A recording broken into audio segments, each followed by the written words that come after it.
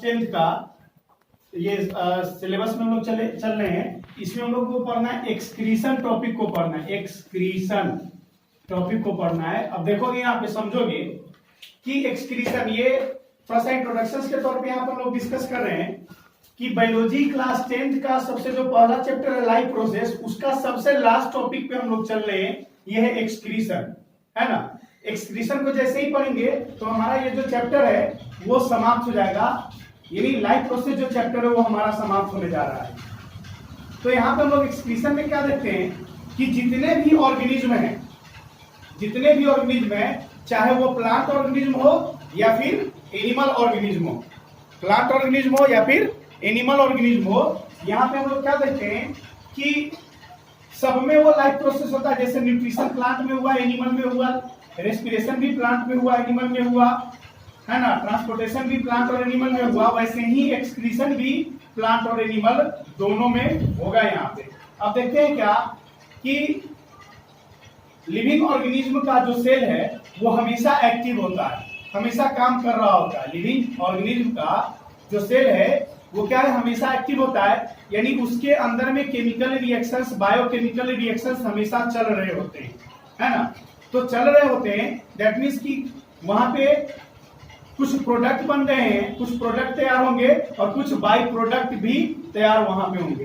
तो यहाँ पे जो हम लोग देखते हैं कि जो सेल में जो केमिकल रिएक्शन हो रहा है, उस केमिकल रिएक्शन से जो बेस्ट प्रोडक्ट होते हैं उसको, वो बेस्ट प्रोडक्ट क्या होता है, बहुत ज्यादा पॉइजनस होता है, बहुत ज्यादा जहरीला होता है ना। और पॉइजनस बेस्ट प्रोडक्ट होता है तो किसी न किसी तरीके से उसको हम लोग को अपने बॉडी से एलिमिनेट करने की आवश्यकता पड़ती है ना, बाहर निकालने की आवश्यकता पड़ती है, क्योंकि वो टॉक्सिक है, पॉइजनस है, जहरीला है। अगर हमारे बॉडी में लंबे समय तक वो रहेगा या हमारे बॉडी में अगर किसी कारण से अगर वो स्टोर हो रहा है, रह रहा है, तो उसका नुकसान हमारे बॉडी पे पड़ेगा ही पड़ेगा, है ना। इसीलिए ये एक्सक्रीशन प्रोसेस पढ़ रहे हैं। तो एक्सक्रीशन यहाँ पे हम लोग जो डेफिनेशन देखेंगे कि एक्सक्रीशन होता क्या है, एक्सक्रीशन, है ना। तो एक्सक्रीशन किसको बोलते हैं, the removal of toxic waste product from our body is known as excretion, है ना। यानी क्या देख रहे हैं यहाँ पे कि हमारे बॉडी से जो टॉक्सिक वेस्ट मटेरियल का, जो टॉक्सिक वेस्ट प्रोडक्ट का जो एलिमिनेशन हम लोग करते हैं, जो रिमूव करते हैं, निकालते हैं, इसी को हम लोग क्या बोलते हैं, एक्सक्रीशन बोलते हैं। क्या बोलते हैं इसको, एक्सक्रीशन बोलते हैं। अब देखोगे कि ये हमारे बॉडी में एक्सक्रीशन का प्रोसेस जो है वो कंटिन्यूअसली हो रहा होता है थ्रू आउट द लाइफ, है ना। हमेशा वेस्ट प्रोडक्ट जो है वो हमारे बॉडी से रिमूव हो रहे होते हैं, मतलब वो प्रोड्यूस हो रहे होते हैं। तो जो वेस्ट प्रोडक्ट जो हमारे बॉडी में प्रोड्यूस हो रहे हैं उसको किसी न किसी तरीके से हमारे बॉडी से एलिमिनेट करने की आवश्यकता है, क्योंकि अगर एलिमिनेट नहीं करेंगे तो उसका बैड इम्पैक्ट मेरे बॉडी पे पड़ेगा, हम लोग के बॉडी पे, और हमारा बॉडी डिस्ट्रॉय हो सकता है ना। तो इसी को एक्सक्रीशन बोलते हैं, removal of toxic waste product. अब देखेंगे यहाँ पे कि एक्सक्रीशन सारे के सारे लाइफ फॉर्म्स में होता है, वो प्लांट में भी होगा और एनिमल में भी होगा। तो सबसे पहला एक्सक्रीशन हम लोग यहाँ पे प्लांट में पढ़ेंगे। किसमें पढ़ेंगे, प्लांट में। एक्सक्रीशन इन प्लांट्स हम लोग पढ़ेंगे अभी। एक्सक्रीशन इन प्लांट्स को हम लोग अभी पढ़ने के लिए जा रहे हैं। देखेंगे यहाँ पे, है ना, कि जैसे एनिमल में हम लोग देखते हैं, एनिमल जो देखते हैं कि फूड लेता है ना, वैसे ही देखते हैं कि प्लांट भी जो है वो अपने लाइफ प्रोसेस एक्टिविटीज को परफॉर्म करने के लिए फूड लेता है, फूड का सिंथेसाइजिंग करता है, फूड को कंज्यूम करता है ना। और उसके बॉडी में भी बहुत सारे केमिकल रिएक्शंस होते हैं। उस केमिकल रिएक्शंस के माध्यम से क्या होता है, वेस्ट जनरेट करता है, टॉक्सिक वेस्ट प्रोडक्ट का फॉर्मेशन होता है।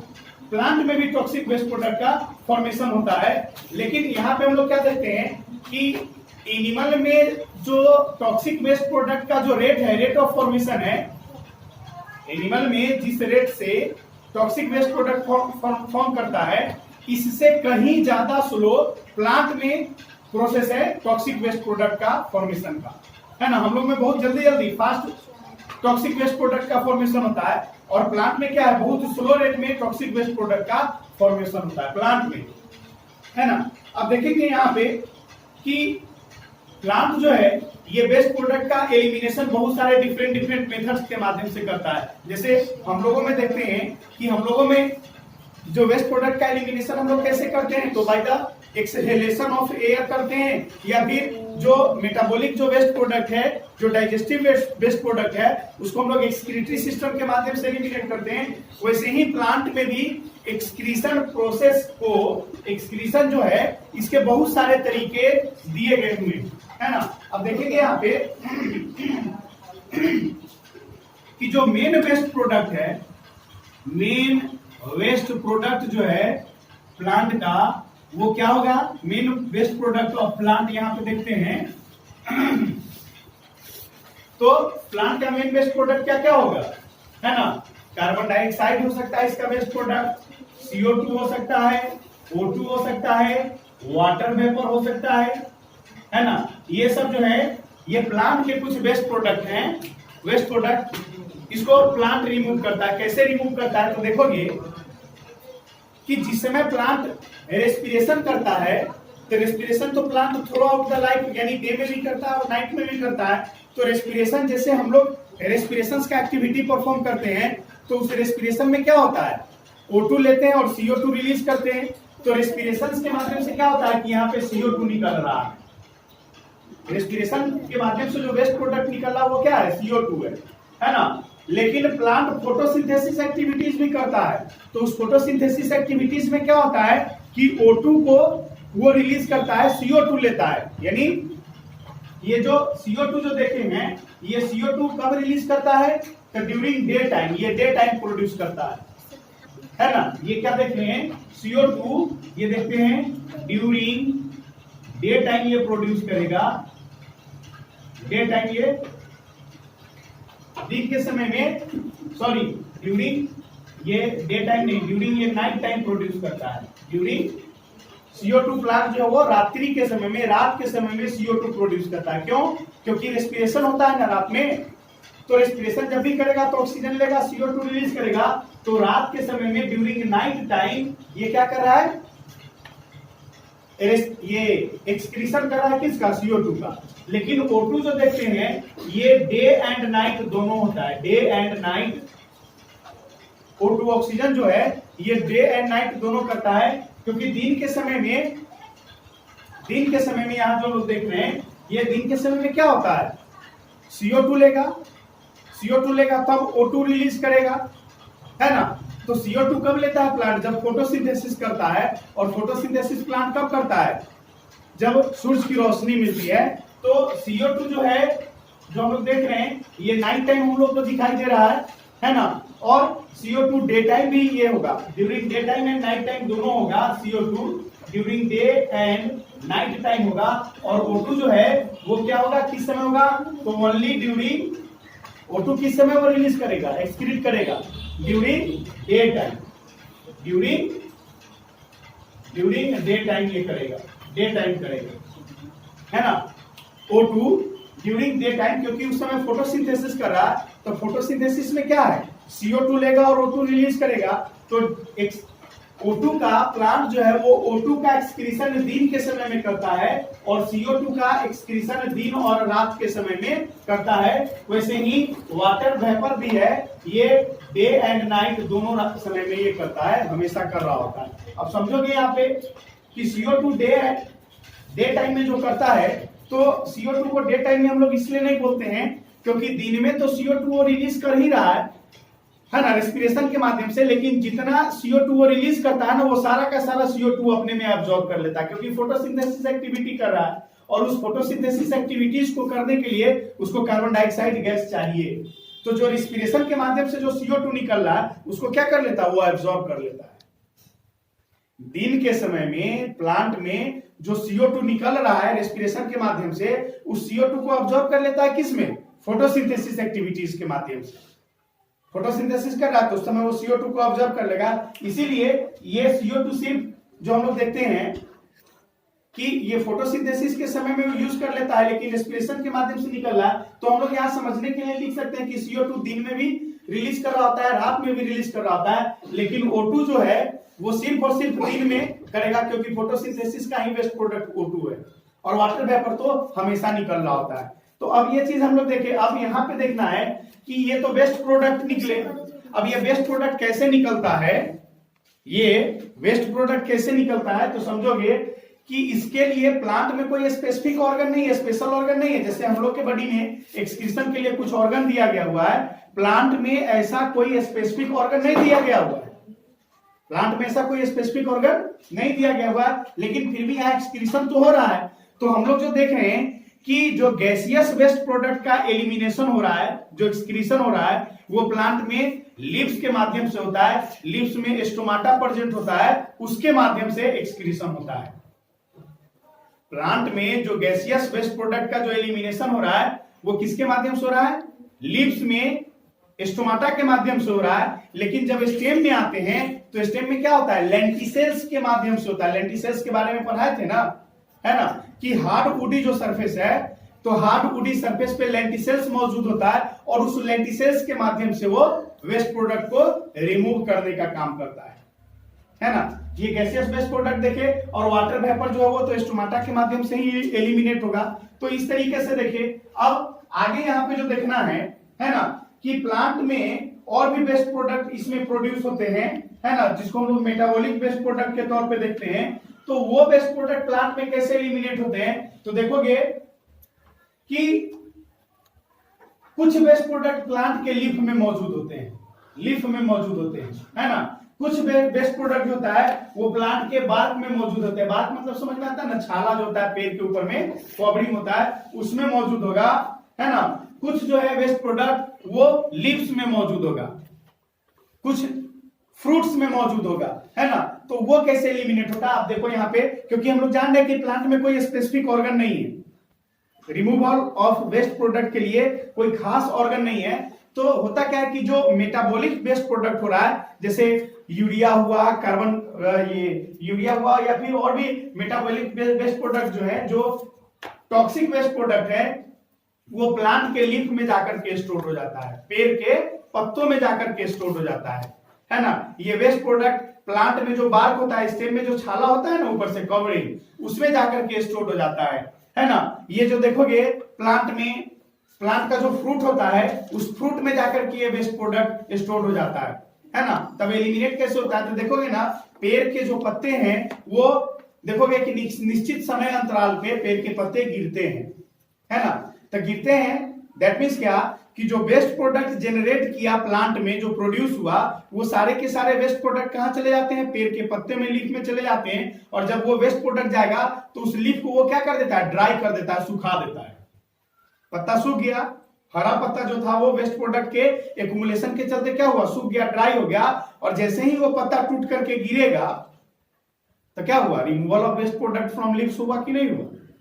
वो वेस्ट प्रोडक्ट के एक्यूमुलेशन के चलते लीव्स ड्राई हो जाता है, और जैसे ही पत्ता प्लांट से टूट करके गिरेगा तो एक्सक्रीशन हो जाएगा वहां पे, है ना। वैसे ही दूसरा कि प्लांट में जो वेस्ट प्रोडक्ट जनरेट कर रहा है, जो प्लांट में वेस्ट प्रोडक्ट डेवलप कर रहा है, वो बार्क में जाकर के, पेड़ के छाला में जाकर के स्टोर हो जाता है।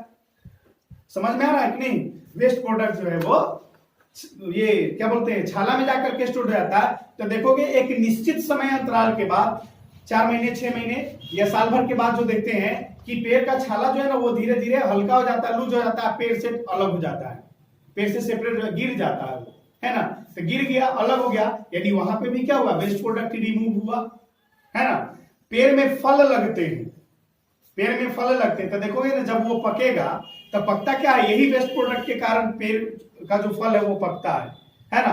तो पकते गया, और जब बहुत ज्यादा वेस्ट प्रोडक्ट एक्यूमुलेट होगा, बहुत ज्यादा वेस्ट प्रोडक्ट जब एक्यूमुलेट होगा, ठीक है ना, तो उसके एक्यूमुलेशन से क्या हो जाता है कि पेड़ के जो फल है वो प्लांट से टूट करके अलग गिर जाते हैं, है ना, सेपरेट हो जाते हैं। तो इसके माध्यम से हम लोग देख रहे हैं कि प्लांट जो अपने वेस्ट प्रोडक्ट को रिमूव करता है अपने बॉडी से। दूसरा देखोगे कि कुछ प्लांट में देखोगे गम्स निकल रहा होता है, रेसिन्स निकल रहा होता है। गम्स नहीं था, चिपकने वाला चिपचिपा पदार्थ जो होता है प्लांट में, पेड़ के स्टेम से जो निकलता हुआ दिखाई देगा, वो सारे के सारे वेस्ट प्रोडक्ट हैं, उसके माध्यम से भी प्लांट जो है वो वेस्ट प्रोडक्ट को अपने बॉडी से एलिमिनेट करता है, रिमूव करता है, निकालता है। बात समझ में आया कि नहीं? फिर देखोगे कि प्लांट में जो प्लांट का जो रूट है, जो जमीन के अंदर में रूट हेयर्स के माध्यम से एक्सपेंड किया हुआ, तो वहां से भी वो वेस्ट प्रोडक्ट को एलिमिनेट करता है। यानी गैसियस वेस्ट प्रोडक्ट को तो एलिमिनेट करेगा ही करेगा, के साथ साथ मेटाबॉलिक वेस्ट प्रोडक्ट को भी वो वैसे ही अपने बॉडी से रिमूव करने का काम करता है। इस तरीके से हम लोग देखें कि प्लांट में एक्सक्रीशन का एक्टिविटी परफॉर्म हो रहा है, कैसे एक्सक्रीशन हो रहा है प्लांट में, ये चीज समझ में आया है ना? ये सिंपल है। प्लांट में जो एक्सक्रीशन का प्रोसेस है वो सिंपल है, लेकिन बहुत स्लो है, बहुत स्लो है, एकदम आराम से। हम लोगों में एक्सक्रीशन क्या हो रहा है? हर समय हो रहा आता है। हम लोगों में एक्सक्रीशन हमेशा, पसीना चल रहा है, एक्सक्रीशन हो रहा है, हमेशा हम लोग CO2 छोड़ रहे हैं, एक्सक्रीशन हो रहा है ना? हम लोग सुबह और शाम जो है वो टॉयलेट के लिए जाते ही हैं, कम से कम दिन में 2-4-5 बार हम लोग टॉयलेट के लिए जाते हैं, तो वो भी क्या है? एक्सक्रीशन का प्रोसेस हो रहा है ना? तो हम लोग में थ्रू आउट एक्सक्रीशन हो रहा है, और मैक्सिमम हम लोग में एक्सक्रीशन का रेट फास्ट है, इसीलिए एक्सक्रीशन कंटिन्यूअसली हो रहा है। प्लांट में इतना फास्ट एक्सक्रीशन नहीं है, स्लो है, लेकिन क्या है? कंटिन्यूअसली उसमें एक्सक्रीशन हो रहा है। तो इस तरीके से एक्सक्रीशन हम लोग देखिए प्लांट में हो रहा है। लेकिन अब हम लोग जो देखेंगे एक्सक्रीशन इन एनिमल्स को हम लोग देखेंगे, है ना? एक्सक्रीशन इन एनिमल्स को देखेंगे, और ये थोड़ा सा टिपिकल है, क्योंकि excretion in animal is different from excretion in plant. Plant में जो एक्सक्रीशन होता है उससे, है ना, एक्सक्रीशन इन एनिमल, है ना, एनिमल्स। तो एनिमल में जो एक्सक्रीशन होता है वो प्लांट के एक्सक्रीशन से बिल्कुल अलग होता है, क्योंकि हम लोग एनिमल में देखें कि वेरियस काइंड्स के एनिमल है, यूनिसेलुलर एनिमल है, मल्टीसेलुलर ऑर्गेनिज्म है, एनिमल है, मल्टीसेलुलर में भी सिंपल मल्टीसेलुलर एनिमल है, कॉम्प्लेक्स मल्टीसेलुलर एनिमल है, ये सब देखते हैं। तो एनिमल्स के वेराइटीज बहुत ज्यादा है ना? तो वहां पे एलिमिनेशन कैसे होगा, एक्सक्रीशन कैसे होगा? तो सिंपल यहाँ एक लफ्जों में बताया कि एक्सक्रीशन जो प्लांट में होता है उससे एक्सक्रीशन एनिमल में जो है वो क्या है? बिल्कुल डिफरेंट है, बिल्कुल अलग है, क्योंकि हर एनिमल का जो एक्सक्रीशन होता है वो एक स्पेसिफिक ऑर्गन, सारे में स्पेसिफिक ऑर्गन है एक्सक्रीशन के एक्टिविटीज को परफॉर्म करने के लिए, है ना? तो यहाँ पे हम लोग देखेंगे, सबसे पहले हम लोग सिंपल ऑर्गेनिज्म में चलते हैं, यूनिसेलुलर ऑर्गेनिज्म में चलते हैं, है ना? यूनिसेलुलर ऑर्गेनिज्म जैसे एक्सक्रीशन इन अमीबा हम लोग देखते हैं, एक्सक्रीशन इन अमीबा, इसको हम लोग देखेंगे। तो अमीबा में एक्सक्रीशन कैसे होता है? एक्सक्रीशन इन अमीबा में कैसे एक्सक्रीशन होता है? तो ये सिंपल बाय डिफ्यूजन प्रोसेस होता है, बाय डिफ्यूजन। पढ़ाए हुए डिफ्यूजन क्या होता है? डिफ्यूजन क्या होता है? The movement of particles या the movement of substance from a region of higher concentration to region of lower concentration, this is called as the diffusion। तो अमीबा के बारे में लोग क्या देख रहे हैं कि amoeba is unicellular eukaryotic organism, है ना? तो वहां पे तो एक्सक्रीशन के लिए कोई ऑर्गन नहीं है, तो वहां पे डिफ्यूजन के माध्यम से, जैसे वहां पे जो वेस्ट प्रोडक्ट होता है, जैसे वेस्ट प्रोडक्ट तो दो तरीके का होगा, एक रिस्पिरेटरी वेस्ट प्रोडक्ट होगा, दूसरा डाइजेस्टिव वेस्ट प्रोडक्ट होगा। तो रिस्पिरेटरी वेस्ट प्रोडक्ट क्या है? CO2 है। रेस्पिरेटरी वेस्ट प्रोडक्ट जो वो क्या है? CO2 है। अब देखोगे यहाँ पे कि CO2 जो देख रहे हैं वो क्या होगा? अमीबा के पूरे सेल में एक्यूमुलेट हो रहा है ना? एक्यूमुलेट हो रहा है। तो अमीबा के सेल में अंदर में CO2 ज्यादा है, बाहर में CO2 कम है तो वो सिंपल डिफ्यूजन प्रोसेस के माध्यम से CO2 बाहर में आउट कर जाता है। तो ये एक्सक्रीशन गैसियस मटेरियल का देख रहे हैं, लेकिन मेटाबॉलिक मटेरियल का कैसे होगा? तो ये जैसे देख लो कि ये अमीबा है, ये इसका न्यूक्लियस देख रहे हैं, है ना? तो जैसे डाइजेशन हम लोग पढ़े थे फूड वैक्यूल्स में होता है, वैसे ही जो इसका जो वेस्ट प्रोडक्ट जो होगा, डाइजेस्टिव वेस्ट प्रोडक्ट जो होगा, वो अमीबा में हम वहां पे बताए थे डाइजेशन में कि एक ऑर्गेनेल होता है जिसको बोलते हैं क्या? Contractile vacuole. कॉन्ट्रेक्टाइल वैक्यूल बोलते हैं, कॉन्ट्रेक्टाइल वैक्यूल होता है ना? तो जितने के सारे जो वेस्ट प्रोडक्ट है वो अमीबा के कॉन्ट्रेक्टाइल वैक्यूल में जाकर के स्टोर हो जाता है ना? और जब इस कॉन्ट्रेक्टाइल वैक्यूल का कॉन्सेंट्रेशन ज्यादा होगा तो ये क्या करता है? ये पंचर होगा, रैप्चर करेगा, ब्लास्ट करेगा, और ब्लास्ट करेगा तब फट करके ये सारा का सारा वेस्ट प्रोडक्ट इस सेल से बाहर निकल जाता है। इस तरीके से एक्सक्रीशन इन अमीबा देखे, यूनिसेलुलर देखे, है ना। फिर हम लोग देखेंगे और भी, जैसे और भी हम लोग जैसे अर्थवर्म लेते हैं, अर्थवर्म, चेहरा जिसको बोलते हैं, केचुआ बोलते हैं, है ना। तो इसमें क्या होता है, तो इसमें एक अलग ऑर्गन है जिसको बोलते हैं नेफ्रिडिया।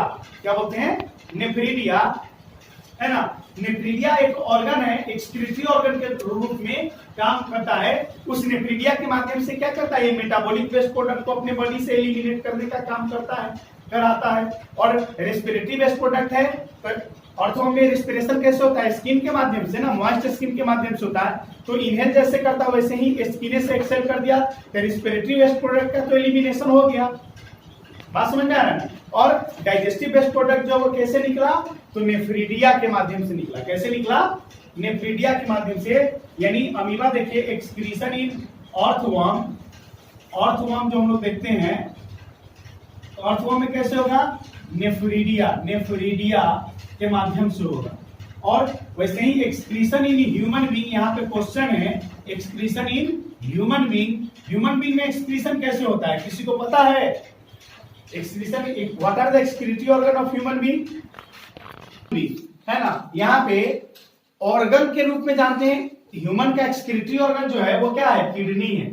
क्या है, किडनी है, ये ऑर्गन हुआ। लेकिन इस ऑर्गन के अंदर में होता है नेफ्रॉन सेल। क्या होता है, नेफ्रॉन सेल होता है, नेफ्रॉन सेल। और यही सेल जो है वो एक्सक्रीशन के लिए रिस्पॉन्सिबल होता है। यही नेफ्रॉन सेल के माध्यम से ह्यूमन में, हम लोगों में एक्सक्रीशन होता है। तो अभी हम लोग जो पढ़ेंगे कि कैसे removal of waste product human में होता है, इसको हम लोग थोड़ा सा देखेंगे, समझेंगे, है ना। तो देखते हैं यहाँ पे क्या, कि हमारे बॉडी में, है ना, in human body, in human being excretory waste product is generated continuously all over the time, 24/7 excretion होते रहता है हमारे बॉडी में। कहने का मतलब क्या है कि जब हम लोग सो रहे होते हैं उस समय भी हमारे बॉडी में एक्सक्रीशन हो रहा होता है ना। और यहाँ पे जो हम लोग देखते हैं कि जो मेजर वेस्ट प्रोडक्ट है ना, यहाँ पे वेस्ट प्रोडक्ट जो देखते हैं ह्यूमन में, वेस्ट प्रोडक्ट जो है वो क्या है, CO2 है एंड यूरिया। ये दो वेस्ट प्रोडक्ट के रूप में जाना जाता है ह्यूमन में। क्या क्या जाना जाता है, यूरिया एंड CO2, ये दो जो है वो वेस्ट प्रोडक्ट के रूप में जाना जाता है। देखोगे यहाँ पे हम लोग जो देखते हैं कि कार्बन डाइऑक्साइड जो प्रोड्यूस हो रहा है, ये कैसे हो रहा है, CO2 के बारे में हम लोग देखेंगे कि ये कैसे प्रोड्यूस हो रहा है। तो हमारे बॉडी में रेस्पिरेशन में हम लोग पढ़े थे कि फूड का ऑक्सीडेशन होता है। हमारे बॉडी में जो फूड है वो ऑक्सीजन के साथ रिएक्ट करता है, और उसके चलते CO2 वहां पे क्या हो रहा है, प्रोड्यूस हो रहा है। ऑक्सीडेशन ऑफ फूड के चलते CO2 प्रोड्यूस हो रहा है।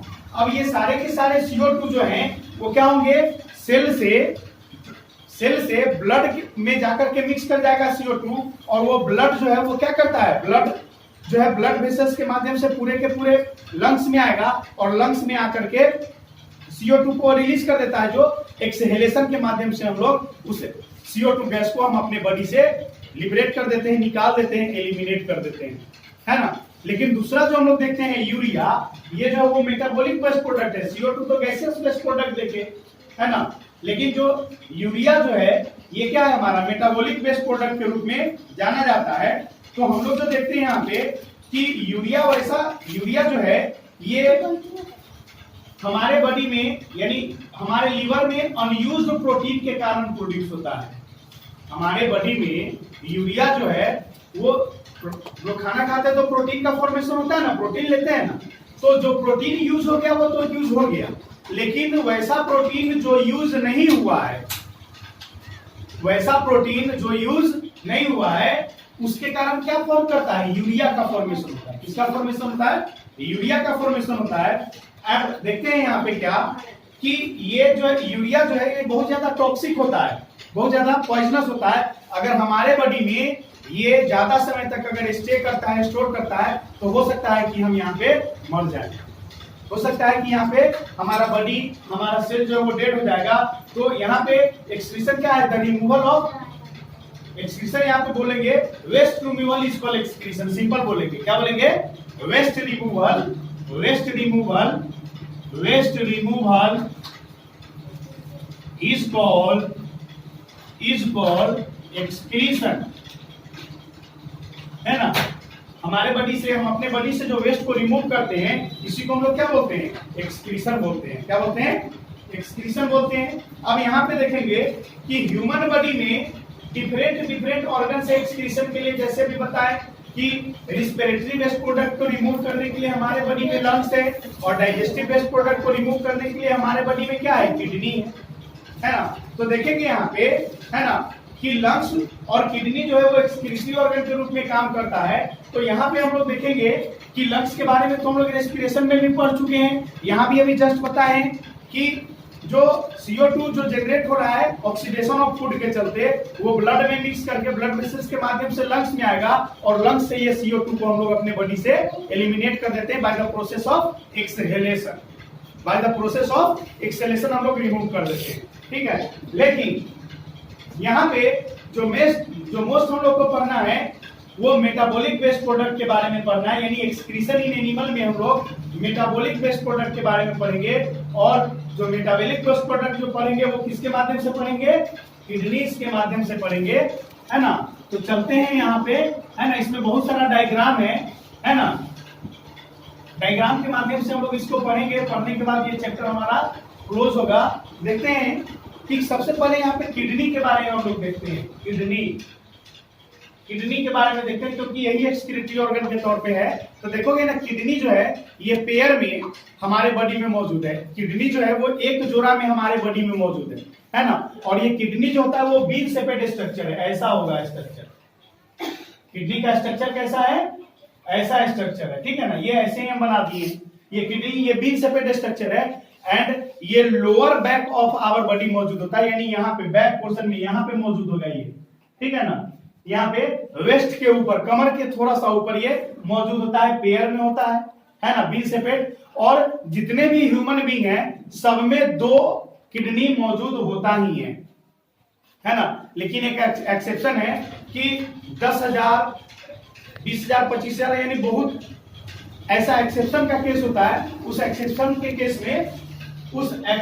केस में क्या होता है कि किडनी जो होता है वो सिंगल भी किसी और बॉडी में मौजूद होता है। किसी आदमी में, किसी ह्यूमन बीइंग में किडनी 2 के बजाय 1 भी हो सकता है। ये अनफॉर्चुनेटली, दुर्भाग्यपूर्ण तरीके से ये चीज देखने को मिलता है। ऐसे होता क्या है? 2 की संख्या में होगा किडनी, है ना। इस किडनी के ऊपर में एड्रिनल ग्लैंड होता है ना। जो कंट्रोल एंड कोऑर्डिनेशन हम पढ़ाएंगे तो डिस्कस करेंगे, है ना, ग्लैंड के बारे में। ऐसे यहाँ पे बता देते हैं कि एड्रिनल ग्लैंड इसी किडनी के ऊपर में होता है। बात समझ में आ रहा है? ग्लैंड के बारे में हम लोग अगले क्लास में पढ़ेंगे। अब समझो कि ये किडनी जो है पेयर में होता है ना। ये किडनी के अंदर में जो एक्सक्रीटरी यूनिट के रूप में काम करता है उसको बोलते हैं नेफ्रॉन। क्या बोलते हैं? नेफ्रॉन। तो एक किडनी में अबाउट 1 मिलियन नेफ्रॉन सेल मौजूद होगा। एक किडनी में कितना?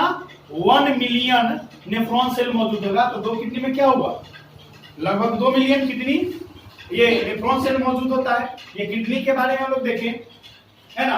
अब यहाँ पे जो हम लोग देखेंगे, है ना, कि एक्सक्रीटरी सिस्टम जो हम लोग ह्यूमन बीइंग में देखते हैं, ये क्या करता है? तो collect the liquid waste of the body and help it get rid of them. यानी ये एक्सक्रीटरी वेस्ट प्रोडक्ट को क्या करता है? कलेक्ट करने का काम करता है। यहाँ पे जो देखते हैं कि एक्सक्रीटरी सिस्टम ह्यूमन बीइंग जो देख रहे हैं, है ना। अब हमारे ह्यूमन बीइंग में, है ना, एक्सक्रीटरी सिस्टम में क्या आता है? Organs of excretory system of human being यहाँ HB लिख दिए हैं। इसमें क्या होगा? क्या होगा? द पेयर ऑफ किडनी होगा, है ना। पेयर ऑफ यूरेटर होगा, यूरेटर, ठीक है ना। उसके बाद हम लोग देखते हैं यूरिनरी ब्लैडर होगा और यूरेथ्रा होगा। ये सब जो है, ये 4 ऑर्गन है हमारे एक्सक्रीटरी सिस्टम के, है ना। क्योंकि लिक्विड वेस्ट प्रोडक्ट यहाँ पे एलिमिनेट करने की बात हो रही है ना। क्या है? लिक्विड वेस्ट प्रोडक्ट एलिमिनेट होने की बात हो रही है। लिक्विड वेस्ट प्रोडक्ट क्या है? यूरिया है हम लोग के बॉडी में, ये टॉक्सिक है ना। इसको एलिमिनेट करना निहायत जरूरी है ना। ये यूरिया को एलिमिनेट करेगा, ये एक्सेस सॉल्ट को हमारे बॉडी से रिमूव करने का काम करता है, एक्सेस वाटर को हमारे ब्लड से रिमूव करने का काम करता है ना। कैसे? ये सारे के सारे वेस्ट प्रोडक्ट जो है वो एल्वेस लिक्विड के रूप में आता है और यहाँ से, है ना, यहाँ से ये हमारे बॉडी से रिमूव हो जाता है, ठीक है ना। अब देखेंगे यहाँ पे एक डायग्राम के माध्यम से हम बता दे रहे हैं कि एक्सक्रीटरी सिस्टम हम लोग के बॉडी में कैसा है ना। तो देखते हैं यहाँ पे पेयर ऑफ किडनी हम बना दे रहे हैं, है ना।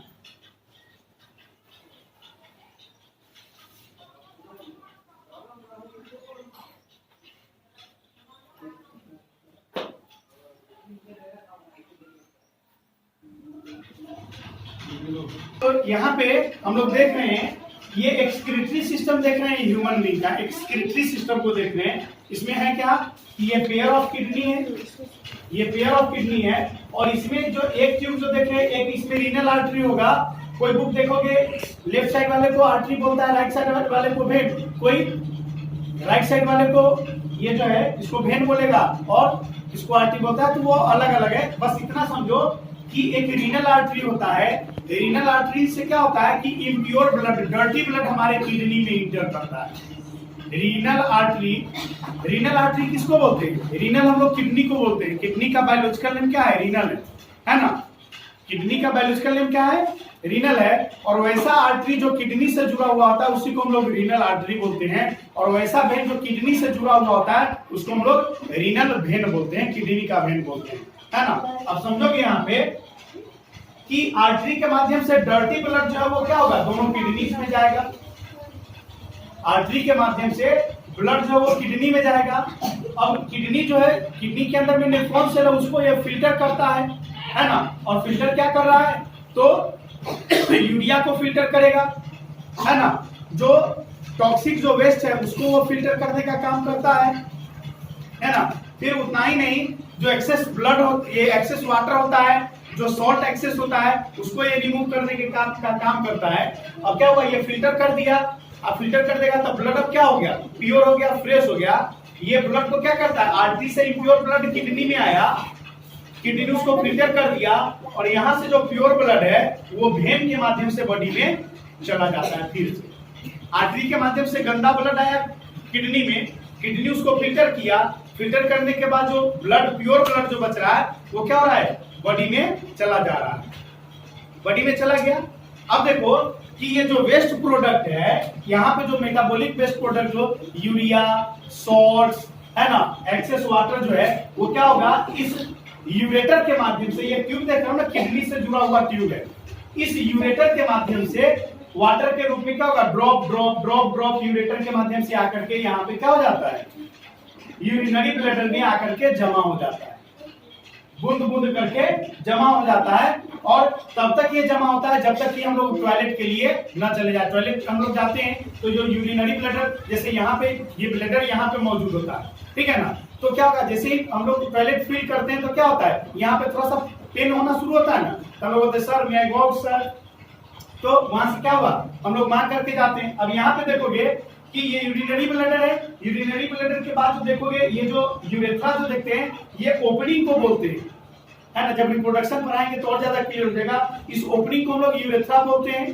ठीक है ना। और इस यूरेथ्रा के जस्ट ऊपर में मसल होता है, यूरेथ्रा के जस्ट ऊपर में मसल होता है ना। वो मसल क्या करता है, ये यूरिया जो प्रोड्यूस हो रहा है ना उसको वो कंट्रोल करने का काम करता है, स्टोर करने का काम करता है। बात समझ में आ रहा है कि नहीं? ये चीज यहीं पे एक चीज और ध्यान में रखोगे कि ह्यूमन बॉडी में देखोगे बीमारी के तौर पे निकल गया किडनी में स्टोन होना, है ना। ऐसे देखोगे गॉल ब्लैडर में भी स्टोन होता है ना। लेकिन किडनी में भी स्टोन होता है। जानते हो किडनी में स्टोन क्यों होता है ना। बताते हैं यहाँ पे, अगर हम लोग पानी पर्याप्त मात्रा में पिए, है ना, इनफ अमाउंट में अगर हम लोग पानी पीते हैं तो हम लोग के किडनी में कभी स्टोन होने की संभावना नहीं है। जो लोग कम पानी पीते हैं सबसे पहला केस तो बहुत सारा है, लेकिन बायोलॉजिकली जो हम लोग यहाँ पे एक टीचर और स्टूडेंट के नाते बता रहे हैं, दूसरा जो कारण है स्टोन होने का वो कारण क्या है कि किसी को अगर टॉयलेट महसूस हो रहा है, टॉयलेट फील हो रहा है, अगर वो टॉयलेट करने के लिए नहीं जा रहा है तो वहां पे स्टोन बनने की पूरी संभावना है। यहाँ पे थोड़ा सा समझाते हैं, यहाँ पे लेक्चर के माध्यम से ज्यादा क्लियर होगा। जैसे जाड़े के मौसम में अगर रात में टॉयलेट लगता है, सोए हुए होते हैं तो टॉयलेट लगता है ना, तो हम लोग क्या करते हैं, सोए हुए रहते हैं, थोड़ा सा ओ लग गया, फिर अच्छा जाएंगे ना थोड़ा देर के बाद, अब फिर एक नींद खींच लेते हैं। बात समझ में आ रहा है कि नहीं? फिर क्या हुआ, फिर नींद खुला तो अच्छा अभी बहुत ठंडा लग रहा है, मतलब एक लेजीनेस आता है। अगर मान लो कि क्लास में ही बच्चा बैठा हुआ है, क्लास में स्टूडेंट बैठे हुए, हम लोग बैठे हुए होते हो और टीचर जब पढ़ा रहे होते हैं तो मान लो कि अगर किसी कारण से टॉयलेट लगा तो स्टूडेंट क्या करता है, अच्छा रहने देते अगले पीरियड में जाएंगे, है ना, अच्छा छोड़ो अगले पीरियड में जाएंगे, ऐसे करते करते अब दिमाग से निकल जाता है बात, दिमाग से निकल गया था, फिर रिलैक्स फेज में आ गए। बात समझ में आया कि नहीं? तो इसके कारण क्या है कि ये यूरिन जो है, टॉयलेट जो है वो हमारे बॉडी में लंबे समय के लिए स्टोर हो जाता है ना। अब जो मान लो कि रात में अगर 10 बजे 11 बजे 12 बजे अगर टॉयलेट लगा और उस टॉयलेट को तुम 4 बजे या 5 बजे या सुबह में सो के उठे हुए 6 बजे में, तो उस समय डिस्चार्ज करोगे तो बॉडी को नुकसान पहुंचाएगा कि नहीं पहुंचाएगा, है ना। पहला। दूसरा ये हो जाता है कि बहुत ज्यादा अगर तुम्हारा आदत बन जाएगा तो यूरिन यानी टॉयलेट जब लगेगा तो टॉयलेट होल्ड करने की क्षमता बढ़ जाती है, नहीं समझे? अरे आज लगा तो आज थोड़ा सा रोक लिए कि नहीं छोड़ो रहने दो, थोड़ा देर के बाद जाएंगे, है ना। अगर कल भी ऐसा ही करते तो वो आदत बन गई और धीरे धीरे क्या हो जाएगा कि हमारा जो स्क्रोटम होता है ना, उसको वो जो है ना, इसका सेंसेशन धीरे धीरे घटने लगता है। जैसे टॉयलेट लगा तो जाओगे तो वो तुरंत स्टिमुलस यानी एक्टिव है, लेकिन क्या है कि अगर ये चीज आदत बना लोगे ना तो क्या हो जाएगा कि टॉयलेट लगेगा, अभी तो एक फील होगा लेकिन जाने का मन नहीं करेगा, दूर कहाँ बाद में जाएंगे, है ना। तो इसके कारण क्या हुआ कि लंबे समय तक वो यूरिन यानी टॉक्सिक वेस्ट मटेरियल हमारे यूरिनरी ब्लैडर में रहेगा, और जब लंबे समय तक ये तो फुल रहेगा तो क्या होगा, यही ना धीरे धीरे यहाँ पे जमाएगा, है ना। तो जमाएगा और यही वेस्ट प्रोडक्ट यहाँ पे जम करके और किडनी में क्या करता है, छोटा छोटा गुच्छा के जैसा स्टोन का फॉर्मेशन, बड़ा भी हो सकता है और बहुत सारा छोटा छोटा स्टोन भी यहाँ पे बन सकता है। ये सिलेबस में नहीं है, हम यहाँ पे पढ़ा रहे हैं। बात समझ में आ रहा है? जैसे अब देखोगे कि हम लोग पानी लेते हैं तो पानी बाल्टी में भरते हैं, पानी बाल्टी में भरते हैं हम लोग। अब क्या है कि रात में पानी भरे और उसको रात भर के लिए छोड़ दो, सुबह में जाकर के बाल्टी को साफ करोगे, देखोगे पीला पीला उस पे लगा हुआ तुमको मिलेगा छाला के जैसे। तो वैसे ही ना वेस्ट प्रोडक्ट यहाँ पे स्टोर किए तो क्या हो जाएगा, ये डिपोजिट होना यहाँ पे स्टोन के फॉर्म में शुरू होगा और हम लोग को स्टोन, किडनी स्टोन करवा सकता है ना। इसीलिए क्या है कि अगर यूरिन टॉयलेट अगर फील हो तो इमीडिएट जाकर के उसको रिलीज कर दिए, आप हेल्दी रहेंगे। पानी टू मच अमाउंट में, प्लेंटी ऑफ अमाउंट में आप पानी पीते रहे। तो ये एक्सक्रीशन हम लोग देखें यहाँ पे, लेकिन अब हम लोग देखेंगे यहाँ पे कि ये एक्सक्रीशन जो हो रहा है वो हम बताए थे यहाँ पे कि नेफ्रॉन सेल के माध्यम से होता है। अभी जस्ट बताए थे ना कि ये एक्सक्रीटरी सिस्टम है ना, लेकिन एक्सक्रीटरी सिस्टम जो हम लोग देख रहे हैं वो नेफ्रॉन सेल के माध्यम से होता है और वैसा 1 मिलियन नेफ्रॉन सेल एक किडनी में मौजूद होता है। फिर यहाँ पे थोड़ा सा हम बता रहे हैं, है ना, उसको हम आगे बताएंगे, ठीक है ना। नेफ्रॉन सेल का स्ट्रक्चर बता दे रहे हैं, यहीं पे बगल में बना देते हैं नेफ्रॉन सेल, ठीक है ना। नेफ्रॉन सेल में क्या होता है कि एक होता है ये बोमेन्स कैप्सूल,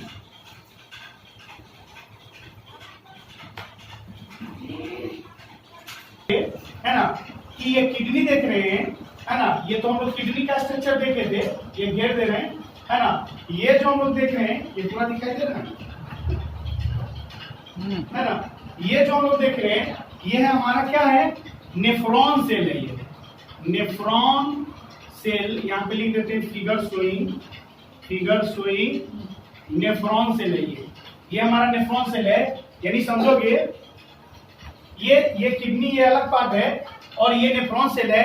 ऐसा ये एक नेफ्रॉन सेल का स्ट्रक्चर बना है, ये एक नेफ्रॉन सेल का स्ट्रक्चर है। ऐसा 1 मिलियन नेफ्रॉन सेल एक किडनी में मौजूद होता है।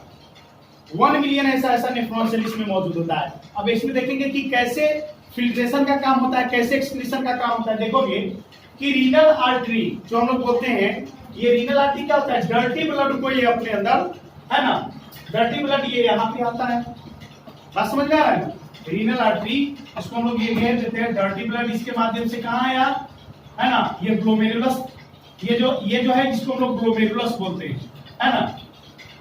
तो डर्टी ब्लड ग्लोमेरुलस में पहुंचा। अब ग्लोमेरुलस क्या करता है, यहाँ पे ग्लोमेरुलस में ये डिफ्यूजन ऑस्मोसिस के माध्यम से ये फिल्टर करने का काम करेगा, ठीक है ना।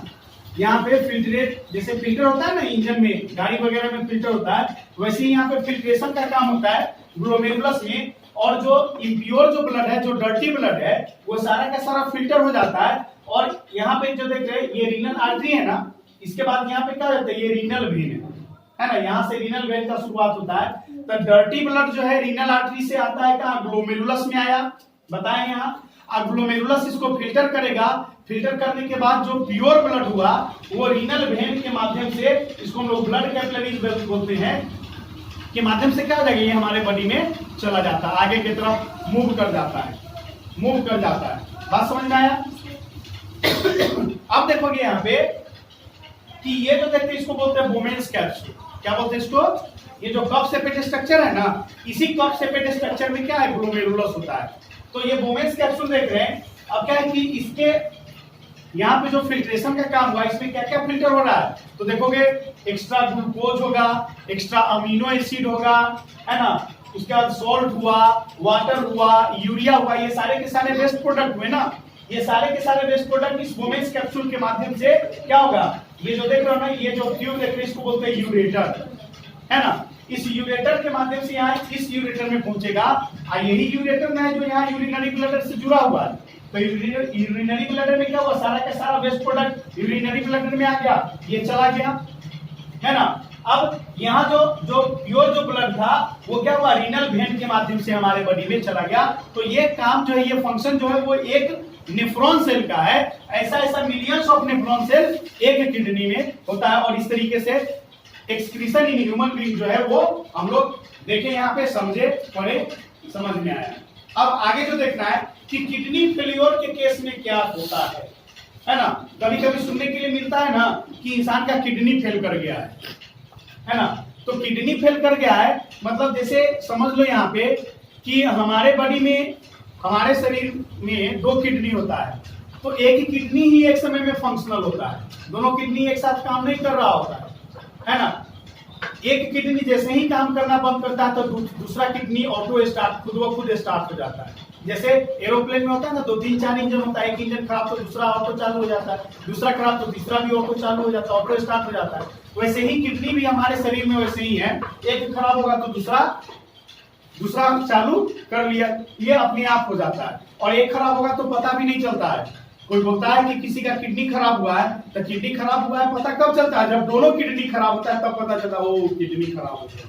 और इसको भी मेजरमेंट करने का, मापने का यंत्र है ना, उससे देखा जाता है कि कितना परसेंट खराब हुआ है, कितना परसेंट ये अभी बचा हुआ है। इतना चीज समझ में आया। तो किडनी फेल कैसे होता है, तो किडनी फेल करने का तो बहुत सारा कारण है, ढेर सारे कारण है। हमारा खान पान, हमारा है ना रहन सहन, हमारा चलने का तरीका, मतलब बहुत सारे चीज है ना। कुछ ये डिमेरिट्स, कुछ क्या बोलते हैं, कुछ ऐसा एक्टिविटीज होता है जिसके कारण ये किडनी फेल कर जाता है ना। तो किडनी फेलियर को ही हम लोग बोलते हैं रीनल फेलियर। क्या बोलते हैं उसको, रीनल फेलियर बोलते हैं, है ना। और जब किडनी फेल कर जाता है, यानी किडनी काम करना बंद कर देता है ना, तो किडनी जैसे ही काम करना बंद कर देगा तो वेस्ट, ये जो ब्लड जब जो फिल्टर हो रहा था, क्या वो फिल्टर होगा, नहीं होगा। किडनी जब काम करना बंद कर देता है, यानी किडनी जब फेल कर गया, तो क्या हमारे बॉडी में जो इम्प्योर ब्लड था वो प्योर ब्लड होगा, फिल्टर होगा, नहीं होगा। और जब ब्लड फिल्टर नहीं होगा, दैट मीन्स कि हमारे बॉडी में टॉक्सिसिटी बढ़ेगी, पॉइजन बढ़ेगा। और जब हमारे बॉडी में पॉइजन बढ़ेगा तो हम लोग मरने की पूरी संभावना, यानी मर सकते हैं। जिसका किडनी फेल कर गया, लोग बोलता है ना किडनी फेल कर गया मरेगा, तो मरता है। क्यों मरता है, क्योंकि क्या है, अमीनो एसिड भी है, सॉल्ट भी है ना, यूरिया का भी प्रोडक्शन हो रहा है, ग्लूकोज, ये सब बहुत ज्यादा मात्रा में बॉडी में एक्यूमुलेट करेगा, और उसके कारण हमारा जो बॉडी है वो डेड होने लगता है। अब समझ में आया। अब यहाँ पे जो हम लोग देखते हैं कि जब किडनी फेल करता है तो क्या करते हैं, इसका 2 टेक्निक है, किडनी फेल करता है तो आदमी को बचाने के लिए दो चीज किया जाता है, या तो किडनी ट्रांसप्लांट करवाते हैं या फिर किडनी फेल करने पे हम लोग डायलिसिस एक्टिविटी को करवाते हैं। तो किडनी ट्रांसप्लांटेशन क्या होता है देखोगे, ट्रांसप्लांटेशन नाम से ही यहां पे क्लियर है ट्रांसप्लांटेशन कि एक हेल्दी बॉडी से किडनी लिया जाएगा और जिसका किडनी खराब है उसमें उस किडनी को पेस्ट कर दिया जाता है। तो देखोगे कि ये किडनी ट्रांसप्लांटेशन जो है यानी अच्छा किडनी को खराब किडनी से, खराब किडनी को अच्छे किडनी से रिप्लेस कर देना, है ना। अब ये कैसे होगा, हर इंसान में तो दो ही किडनी होता है ना। तो मान लो कि किसी का किडनी अगर खराब है तो क्या है कि उसके मान लो कोई करीबी होंगे, कोई रिलेटिव होंगे, कोई आसपास का जो मतलब क्या बोलते हैं जो अपने लोग होंगे, उसको एक किडनी डोनेट कर सकता है, कोई भी एक किडनी डोनेट कर सकता है ना। जैसे मान लो कि हमारे फैमिली में अगर किसी को प्रॉब्लम, या तुम्हारे फैमिली में किसी को अगर प्रॉब्लम हुआ, किडनी का प्रॉब्लम है, किडनी खराब हो गया, तो वहां पे जितने भी फैमिली मेंबर्स हैं सबसे पहले तो उस किडनी को टेस्ट किया जाता है ना। जो डोनेट करेगा किडनी मैच करना चाहिए, ऐसा नहीं कि किसी का किडनी किसी में लग जाएगा, किडनी वही लगेगा जिसका किडनी उसके किडनी से मैच करता है। सबका किडनी सबको नहीं लग सकता है, बात है समझ में। तो उसके सारे जितने भी फैमिली मेंबर्स हैं सारे फैमिली मेंबर्स का किडनी को टेस्ट किया जाएगा और जिसका किडनी मैच करेगा उसमें से एक किडनी निकाल लिया जाएगा, क्योंकि उसको भी जीना है ना। तो एक किडनी फंक्शनल होता है, तो एक किडनी उसका निकाल करके और दूसरे में लगा दिया जाता है। इसके माध्यम से वो कुछ दिन जीवित, यानी कुछ लंबे समय 2, 4, 10 साल 20 साल तक वो जीवित रह सकता है। लेकिन किडनी ट्रांसप्लांटेशन जो है ये थोड़ा सा नहीं कॉस्टली है। ये हम लोग मतलब गरीब लोगों में, मध्यम वर्गीय लोग के लिए ये पॉसिबल नहीं है। ये लाखों में खर्च आता है, लाख में कई एक लाख में खर्च आता है किडनी ट्रांसप्लांटेशन का। तो ये थोड़ा सा टफ है। तो किडनी ट्रांसप्लांटेशन एक मेथड हम लोग देखें, जब किडनी फेल करता है तो, है ना, जीवित रखने के लिए। दूसरा मेथड होता है डायलिसिस। क्या होता है, डायलिसिस होता है ना। लोग बोलता है ना कि डायलिसिस करवाने गए हैं, पटना गए हैं, दिल्ली गए हैं, कहां गए हैं, नहीं गए हैं, है ना। तो डायलिसिस में क्या है, डायलिसिस में क्या होता है कि हमारे बॉडी में आर्टरी से उस डायलाइजर मशीन को जोड़ दिया जाता है, ठीक है ना। जैसे मान लेते हैं कि कोई ह्यूमन बॉडी है ना, एक सिंपल सा फोटो बना रहे हैं, ये ह्यूमन बॉडी है, ठीक है ना। इसको बॉडी पे ये क्या हुआ, बेड पे लेटा दिया, चलो लेटा दिया गया बेड पे, ठीक है ना। इसका हैंड है, हाथ निकाल दिए, है ना, इधर हाथ है, ये बेड पे बेचारा लेटा हुआ है ना, ये बेड पे लेटा हुआ है। डायलिसिस में क्या होता है वो बता रहे हैं। डायलिसिस में एक डायलाइजर मशीन होता है, इस तरीके से मशीन होता है, और इसमें क्या होता है, इस मशीन में कैपिलरीज ट्यूब लगा हुआ होता है, ऐसा ऐसा ट्यूब लगा होता है। जैसे देखोगे ना गाड़ी में रेडिएटर कैसे लगा हुआ होता है, वैसे ही ये मशीन में कैपिलरी ट्यूब लगा हुआ होता है, ठीक है ना। इस तरीके से कैपिलरी ट्यूब लगा हुआ होता है। इसको ऐसे भी देखोगे या फिर बहुत अच्छे तरीके से देखोगे, ऐसे ऐसे करके घुमा घुमा करके ये चैनल बना हुआ तुमको मिलेगा इसके अंदर में। अब क्या है, यहाँ पे ये मशीन है, ये मशीन का इंटरनल स्ट्रक्चर तो हम नहीं पढ़ा सकते, है ना।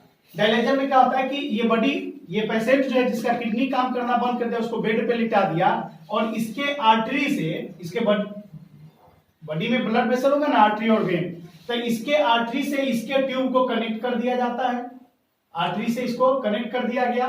अब ब्लड क्या हुआ, इसके बॉडी से ब्लड आने लगा इस मशीन में। तो जो किडनी का काम था फिल्टर करने का, वही फिल्टर ये कौन करेगा, ये मशीन करेगा, है ना, ये मशीन करेगा।